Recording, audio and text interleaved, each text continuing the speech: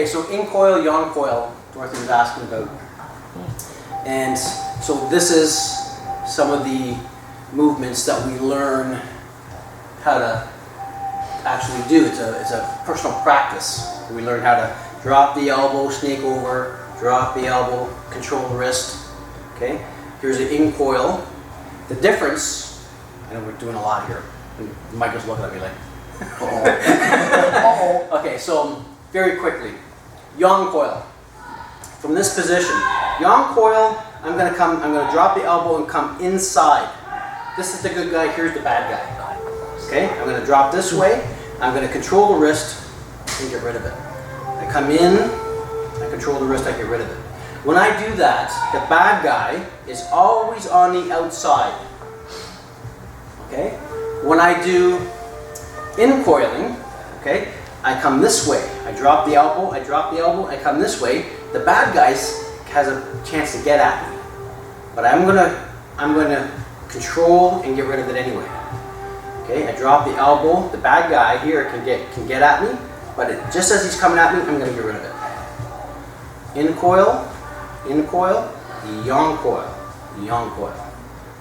Okay, so in push hands, we learn to be on the wrist and control. Drop the elbow. It's not a hand spiral. It's a whole body spiral. Like this. Okay. This practice can be done, and it teaches you how everything is connected and how the dropping of that elbow that we keep talking about is so applicable. So what? Right? You have to be able to transfer that into your forms and into your applications. So, Michael, if you can come over here just for the angle of the application here. I'm going to use this hand. When Michael punches in, step in and punch with this hand. Okay? First thing we're going to do is join, neutralize. Join, neutralize, control, advance. Same four principles all the time. Okay? So when he punches in here, if I don't join, I get punched. You need to join, neutralize. This hand's going to come in to control. Okay? What I need to do here, when I put an armbar on, if I just do this, it's very simplistic, trap. If I try to put this armbar in, bend your elbow, easily you can get out. This is where the coil comes into play now. When he comes in, join, neutralize.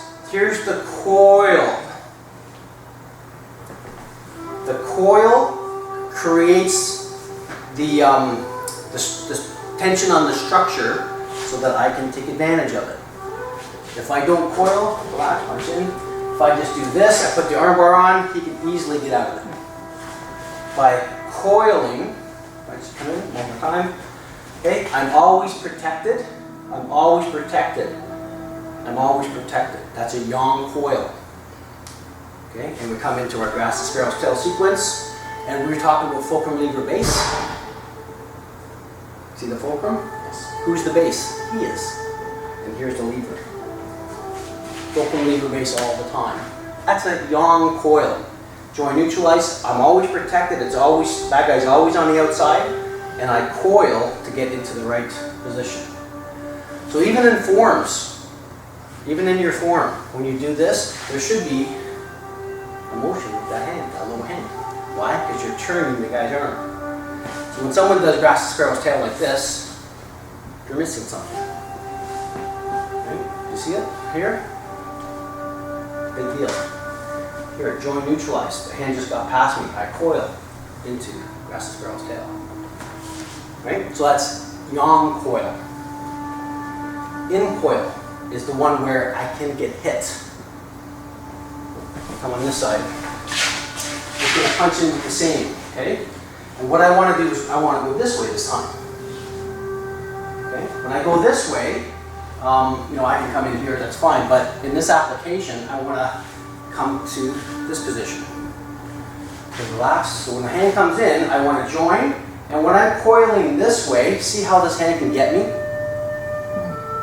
Right? So I'm putting myself into a precarious situation, a bad situation. Same with this little drill. When I come this way, the bad guy can get me. Same with this one.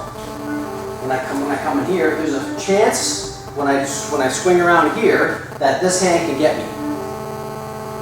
Okay? But when it's done right, and I go here and I change my angle, I still have this arm bar. So this in coil works as well. But that skill is much more difficult than the on coil. Okay, so if you ever see guys doing, like when I first saw it, when I first saw someone do it like, I don't know, why would they do it like that? Why would you do it like that? Anybody have an answer? Remember penalties and rewards? You come in here, and look, I'm on his outside. For him to get me, he'd have to swing over his own arm, and that's not going to happen. Whereas when we're this way, and I on coil, and I'm here, he's going to whack me. So there's penalties and rewards that you have to be cognizant of. I like to go outside. If I can get that skill and be safe all the time, I'm a happy camper. Make sense?